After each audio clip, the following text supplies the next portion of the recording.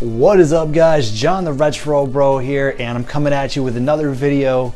And I really contemplated doing this video, and I was going to give this thing the benefit of the doubt, and then I started reading comments. I started seeing sponsored videos, or unsponsored videos, whatever you want to call them. But I'm here to talk about the Dreamcade replay. So let's sit down and break this thing down for the next few minutes. And let me explain to you why this thing is nothing more than a total ripoff.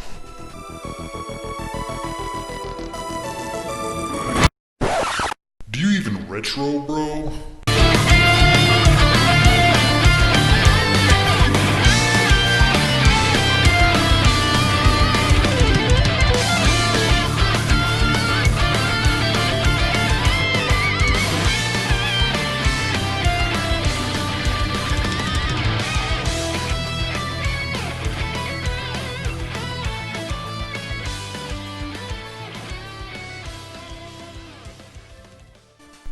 Alright, so if you're not familiar with the Dreamcade replay, it is essentially a small plug-and-play console being put out by Dreamcade, same people who do all sorts of arcade cabinets across the country. They get these licenses for older games and build custom arcade cabinets. It's actually a pretty cool idea. However, they are releasing a new plug-and-play console that is a Windows 10 based PC that is loaded with their custom front end, and it's going to play all sorts of your favorite retro games from Atari all the way on up to this N64. And this thing is supposedly a Raspberry Pi killer. Certainly not the same Raspberry Pi that's used to make robots or security systems. It can't be the same Raspberry Pi that is used by thousands of programmers and do all sorts of programming for free support. Not that Raspberry Pi. So maybe it's another Raspberry Pi, because as far as I'm concerned, this thing isn't going to have nearly the support that the Raspberry Pi has. I mean, like I said, you have programmers out there uploading all sorts of themes and programs to it, adding stuff, taking stuff away, and constantly making the Raspberry Pi better. And it's free, by the way. I don't know if I mentioned that. But what does the Dreamcade replay do? Well, the Dreamcade replay plays N64 games. And that's fine. That's pretty cool, because you know what?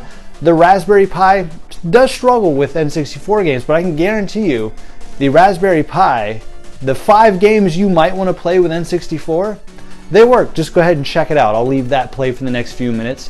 That is the Raspberry Pi 3 running your favorite N64 games. Okay, so aside from running N64, maybe a little bit better, let's talk about what is actually making this thing so popular. Now, the Dreamcade, it has this cool feature where you go into their custom front end, which is probably a little bit better than RetroArch, maybe. Again, another program that's being always improved and you can download for free, but that's besides the point. Their front end will actually give you access to all these games. So while it may come loaded with, say, 100 Atari games, if they get the licensing, by the way, while it comes loaded with that, if you just want to put your favorite game on, you go ahead and you go to add ROM. It scours the internet. Apparently it hooks into the archives, which is where all these old ROMs are archived at, and it pulls the ROMs from there. There's only one problem with that. Tend to run into some legal issues where you tell people and you direct people directly on how to download illegal copies of games. So actually, I came across a pretty cool video by a guy named Drew Talks, and he got to interview this guy, the head guy at Dreamcade, and let's see what he had to say about this cool little feature. It links to the Internet Archive, but I read on Reddit that Internet Archive was fine with using it.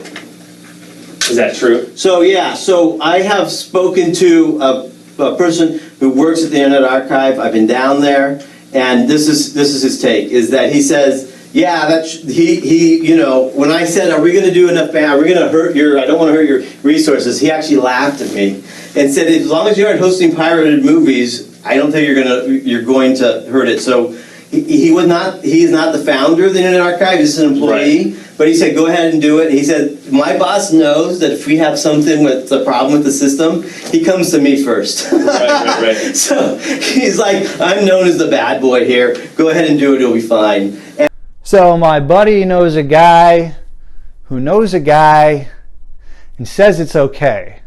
That's so illegal. This guy wasn't even the head of the company, and he's telling him, yeah, go ahead. You should be fine.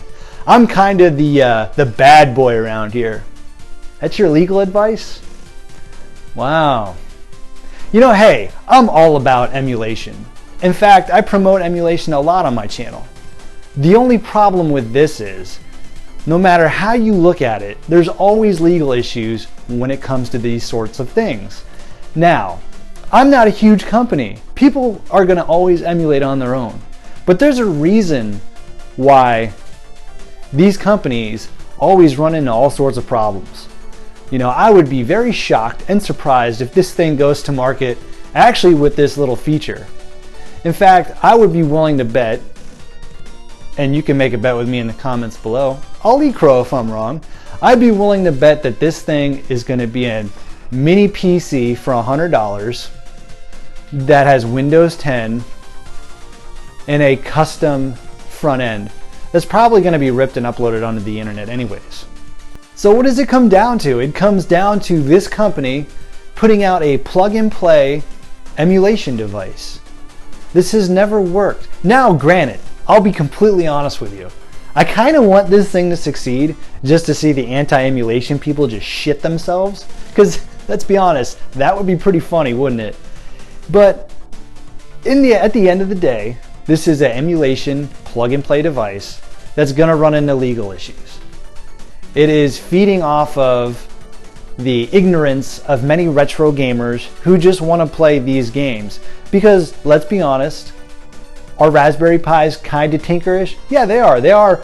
In order to get the Retro Pi program running and get your ROMs on there, it does take a little bit of time.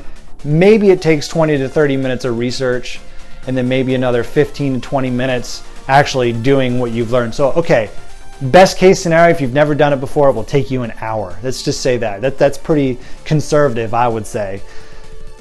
So this is being marketed to those people that don't want to take the time and don't want to actually figure this out on themselves. One of the biggest comments I always see is, wow, it's that easy to download a game. Guys, there's a reason why it has never been this easy to download a ROM onto a device. It's illegal. It is illegal. You can do it on your own, but at the end of the day, they're exploiting people. This thing is not going to go to market with this feature. Again, I'd be willing to take bets, but I have been wrong in the past. So on that note, guys, as far as the Dreamcade replay, whatever you want to call it, this thing is supposed to come out December. Is it going to be big?